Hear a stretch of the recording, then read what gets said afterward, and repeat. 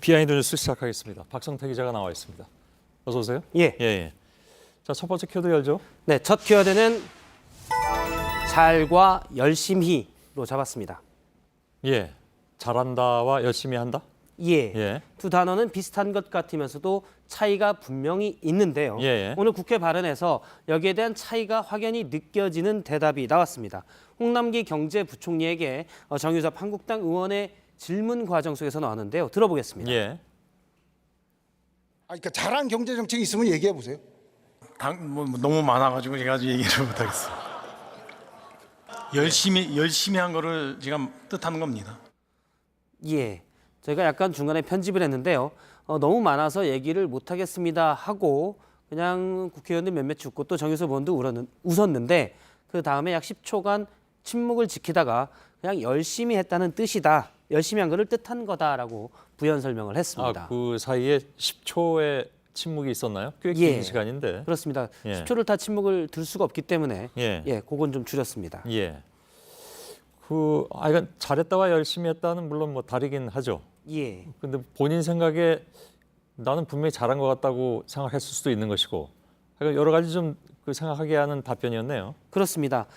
오늘 경제 관련 경제 분야 대정부 질문이 있었는데 야당 의원들은 상당히 강한 비판을 이어서 했습니다. 문재인 정부의 소득 주도 성장이 지표상으로나 체감상으로나 아무런 효과가 없었다. 그래서 경포대, 즉 경제를 포기한 대통령이라는 강한 비판까지 나왔었는데요. 이낙연 총리 등은 소득 주도 성장의 성과를 앞으로 키워가면서 세밀하지 못했던 부분은 채워가겠다라는 취지로 많이 대답을 했는데 정작 경제사령탑은 잘한 것과 잘못한 것을 세부적으로 언급하지 못하고 잘한 게 너무 많다라고 했다가 나중에 열심히 한 것을 뜻한다라고 해서 그럼 잘한 게 없다는 말이냐라고 부적절한 대답이었다는 지적이 나왔습니다. 두 번째 키워드 보죠. 두 번째 키워드는 김성태가 김성태를로 잡았습니다. 동명이인이 있습니까? 그렇습니다. 자유한국당에는 2명의 김성태 의원이 있는데요. 그렇죠. 지금 왼쪽에 많이 나왔습니다. 김성태 전 자유한국당 원내대표가 있고요. 오른쪽은 4살이 더 많은데 비례대표인 김성태 의원입니다. 둘 다 당은 같고요.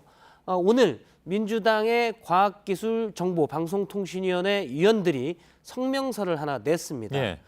다음 달 4일 KT 청문회가 예정이 돼 있는데 자유한국당이 이 청문회를 무산하려고 하는 것 아니냐. 그런데 이 청문회에서 KT 채용 비리 의혹이 김성태 전 원내대표뿐만 아니라 황교안 당대표로 번지는 것을 막으려고 이 청문회를 무산시키려는 것 아니냐라는 주장이 나왔습니다. 원래 어제 이 과방위 의원들이 여야 정치권에서 청문회 일정을 논의했는데 합의가 안 됐습니다. 그런데 그 일정에 들어간 자유한국당 간사가 바로 비례대표 김성태 의원입니다. 즉 비례대표 김성태 의원이 전 원내대표 김성태 의원 구하기에 나선 것 아니냐라는 비판이 여권에서 나왔습니다. 그럼 그 김성태 의원, 그러니까 비례대표, 그 의원의 반론도 있습니까? 한국당에서는 그런 것이 전혀 아니다 입장문을 냈고요. 제가 이제 김성태 비례대표 의원에게 따로 반론을 들었는데 직접 들어보겠습니다. 민주당에서 우리 법안 일정을 지키지 못하고 이번에 합의를 어겼기 때문에 KT 청문회 일정도 순년될 수밖에 없는 것이 우리. 그러니까 김성태 원내대표 구하기가 아닌 민주당에서 일부 법안 일정을 지켜주지 않으니 그럼 우리도 청문회를 못 지키겠다라는 얘기였다고 합니다. 그런데 한국당 일부 의원들은 계속 KT 청문회가 열리더라도 원래 안건인 아현동 화재 사건만 다뤄야지 채용비리 의혹 등을 다루면 안 된다라고 주장하고 있습니다. 라는 소식을 박성태 기자가 전해줬군요. 미안합니다. 예. 썰렁해서. 아닙니다. 세 번째 키워드는요. 세 번째 키워드는 다 키워드리겠습니다로 뭘 잡았습니다. 다 키워줍니까? 아이를 다 키워드리겠다는 아이를? 건데요. 최근 경북 문경시가 일부 가구에 편지와 책자를 보냈습니다. 시장 명의로 보낸 편지를 잠깐 보면 아이는 우리 행복한 선물이다고 돼 있고요. 우리 시에서는 낳는 대로 다 키워드리겠습니다. 이렇게 돼 있습니다. 아 정말요? 어떻게? 출산 장려금 지원 대책을 얘기한 건데요.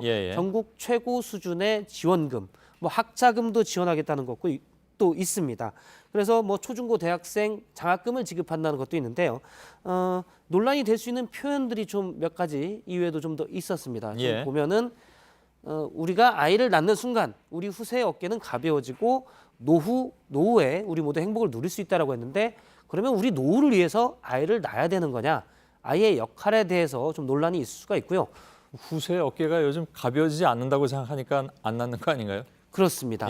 그래서 우리 아이들이 우리를 부양해 줄 거니까 많이 낳아야 우리가 부양을 더 잘 받을 수 있다는 취지로 충분히 해석될 수 있는 부분입니다. 그리고 또 하나는 저 편지를 2017년 이후에 출생 신고를 하거나 혼인 신고를 한 가구에만 보냈습니다. 아 그렇습니까? 예. 그걸 어떻게 시에서 그걸 다 이렇게 파악을 했나요? 그러니까 출생 신고나 혼인 신고를 하게 되면은 행정 전산망에 남게 되는데요. 그러니까 최근에 애를 낳았거나 또 애를 2명 정도 낳았으면 다둥이가 가면 이런 대책이 더 많으니까 한번 고려해보지 않겠니? 라는 식으로 해서 출생 신고를 한 가구에만 따로 보낸 겁니다. 물론 이제 공익을 위해서는 개인정보를 활용할 수는 있지만 일부 시민들은 콕 집어서 아이를 더 낳으라고 편지까지 보내니 불쾌했다라는 반응도 나왔습니다. 제가 그래서 시의 입장을 물어봤는데 문경 시가 다양한 출산 대책을 가지고 있는데 잘 모르는 분이 많아서 좀 해당이 될 만한 분들에게 직접 편지와 책자로 홍보를 한 것이다 라고 해명을 했고요. 그래서 실제 전국 최고의 출산 장려책을 갖고 있는지 제가 이제 확인을 좀 해봤더니 조금 많이 주긴 합니다. 예를 들어 셋째를 낳게 될 경우 약 3년 반 동안 1,600만 원 정도를 지원을 하는데요. 그런데 뭐 수도권에서는 아파트 분양권의 우선권도 주고 있기 때문에 사실 저런 혜택만으로도 확 끌린다라고 보기는 어렵습니다. 그러니까 아이 둘을 가진 댁에도 저 서한이 발송이 됐으면 그렇습니다. 그 댁에서는 아니 또 나란 말이야 이런 얘기를 할 수도 있겠군요. 요즘 같은 세태로 보자면. 그러니까 저렇게 셋째를 낳으면 혜택이 더 있다라는 꼭 보낸 겁니다. 알겠습니다. 박성태 기자였습니다. 수고했습니다.